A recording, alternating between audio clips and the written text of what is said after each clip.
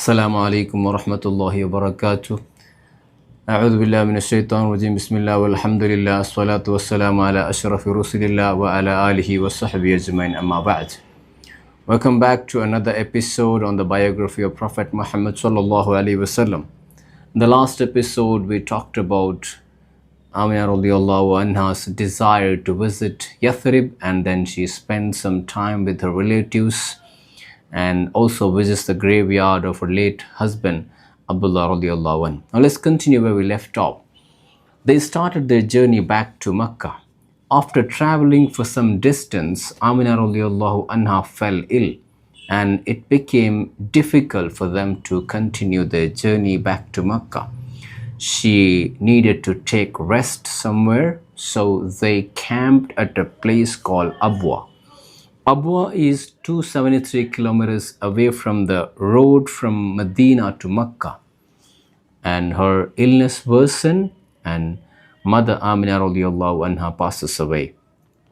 During pregnancy, his father Abdullah radiallahu anh passes away, and now at the age of 6, mother also departs, leaving the young Prophet sallallahu alaihi wasallam a complete orphan.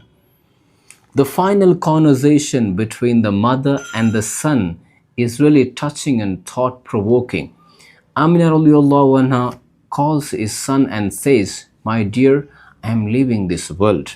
I am leaving a lot of legacies behind. The dreams that I saw will come true. If so, you are the prophet of all mankind."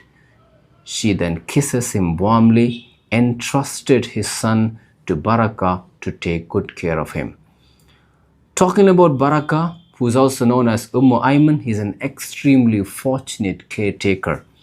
She was blessed with the responsibility of taking care of the young Prophet sallallahu alaihi wasallam. She witnessed the childhood, adolescence, and the youth of Prophet sallallahu alaihi wasallam. She also witnessed the prophethood mission, the migration in the first hand. She embraced Islam early on and became a believer. She later also took care of Prophet's children and grandchildren too. The blessings that was granted to Baraka during her migration from Mecca to Medina is mentioned in Hadith. It says that during her journey from Mecca to Medina, she got separated from her group. So Baraka was lost in the desert without water. Suddenly a bucket appeared from the sky, and she drank from it until her thirst quenched. After this event, Baraka never felt thirst through entire her life. She was also given the glad tidings of Jannah directly by Prophet sallallahu alaihi wasallam, and later she married the servant of Prophet sallallahu alaihi wasallam, Zayd, and given birth to Osama. Osama was dearly loved by Prophet sallallahu alaihi wasallam. In a nutshell, the blessings that Baraka received as the caretaker of Prophet sallallahu alaihi wasallam is unique and special. Baraka, the name that you cannot forget. Amina radiallahu anha was buried in Abwa. With a heavy heart and the tears of love, Prophet sallallahu alaihi wasallam, the young boy, bid farewell to his mother. The pain of separation that he sallallahu alaihi wasallam experienced at the age of 6 was so profound and deep that even at the age of 60, when he sallallahu alaihi wasallam came back, traveled with his companions, those tears still flowed when he reached Abwa. Now the Baraka and the boy sallallahu alaihi wasallam started their journey back to Mecca. Abdul Muttalib in Mecca has already received the sad demise news of Amina radiallahu anha and was waiting to receive his grandson. He was resolved to take care of his grandson without letting him know the pain of losing both the parents at such an early age, and he always took him by his side. Abdul Muttalib, every time he saw a special quality in his grandson, he used to share it with others, and he took pride in sharing it with others. And he would not eat until the little Muhammad sallallahu alaihi wasallam was there. Even his children or grandchildren were present. Abdul Muttalib was not in peace as long as Muhammad sallallahu alaihi wasallam, the young boy, was there.